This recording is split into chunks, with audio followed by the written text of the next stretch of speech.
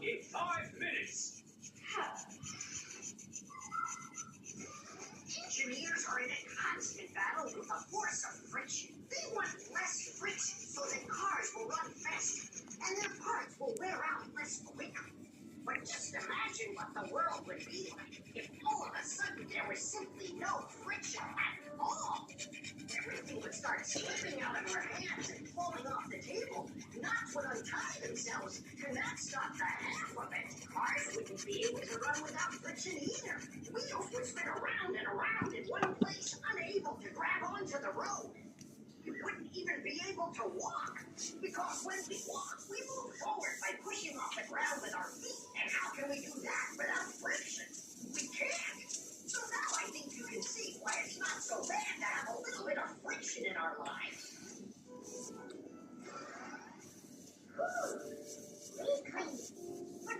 Oy, sa mga magpa-repair day diag tako o Q-tip.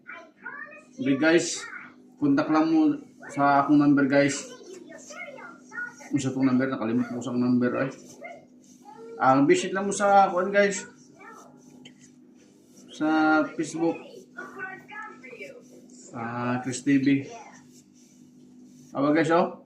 Kamoy ni siya guys oh, kamoy. Bagong gi-align. Bagong gitaod.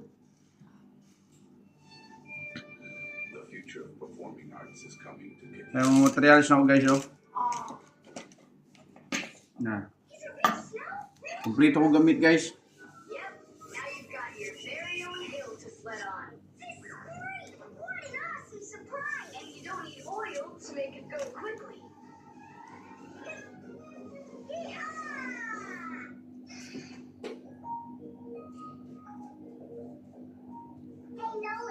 Come help me. The fan in the computer needs to stop right now. Me and Tom Thomas are painting a card for his Okay na guys.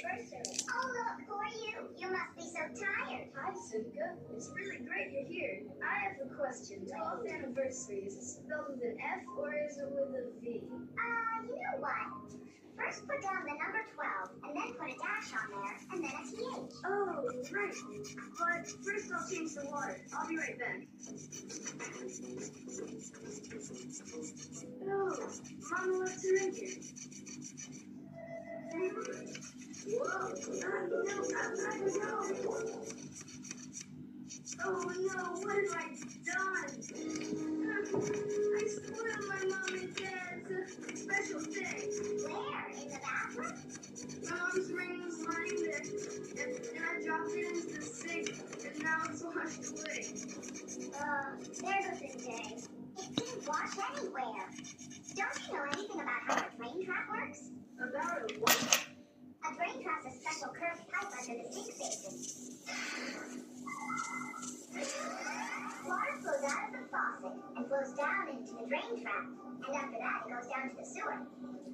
But when you turn off the water, not all of it washes away. Some of it stays down in the drain trap. It's made that way so the smell from the sewer won't get back into the house. A ring is much heavier than water, so if you happen to drop it down the drain, it won't wash away. It will stay at the bottom of the drain trap. So that means we still got a chance. Yeah, but how in the world can we get out of that trap? Ulan dito sa may Zamboanga. Oh, na guys. Umalagit guys. Bandang tanghali, halos buong kabisayaan na po ang nakaroon ng mga pag-ulan. At sa hapon, malakas ang buhos. Kamusta kayo guys? Kamoy ang kumoy. Kamoy ang Q-tip. At sa northwestern part ng Leyte. At ulan po sa gabi sa maraming lugar, lalo dyan sa may Iloilo, sa Central Negros, at maging sa may Eastern Samar. Sa Palawan, bago magtanghali hanggang hapon ay mga kalat-kalat na ulan sa halos buong probinsya at sa gabi meron pang ulan dito sa Northern Palawan. Sa Luzon naman, ulan sa umaga at tanghali sa ilang bahagi. Nindot kayo pagkatawad guys. Calabarzon at ito sa may Bicol region. Sa hapon naman, halos buong Luzon na ang ulanin, lalo po dito sa Cordillera, malalakas ang thunderstorms. At sa gabi naman, dito pa sa may Pangasinan at Central Luzon, may aasahan pang mga pag-ulan. Tayo naman po sa Metro Manila, mainit ulit hanggang bago magtanghali at mula tanghali. Kasi magpatawad og Q-tip guys. Tanawa lang ang akong video sa Crispin Gablinis Facebook o sa Chris TV. Muling binalikan ng mga tauhan ng Pampanga Police Provincial Office, Presidential Igugid guys, sa gabi guys. at Soho, ang residential compound na pinasok Sulod gid, guys. itong Sabado. Live mula sa Porac, Pampanga, Republic, Zian Ambrosio. Thank you guys. Anong ginagawa nila dyan, Z? Sa susunod na po guys na video guys.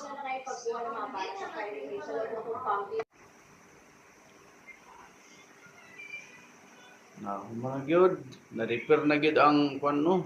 Tumoy. Q-tip guys, kamoy ni siyang Q-tip guys.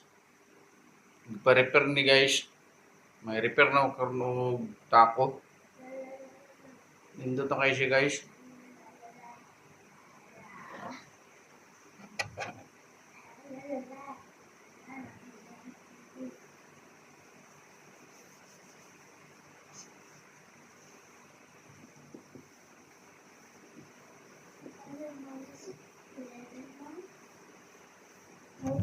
Siguro gini guys. Nindot ka ni kagat.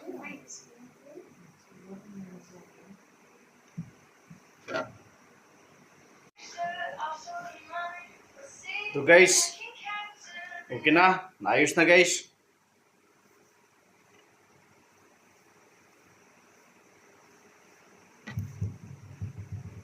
Kamoy din yung tumuyani guys. Kung kinsa to magpa-repair, pwede lang mo tanaw sa Chris TV o sa mo comment lang sa kuan sa Facebook. Crispin Gablinis.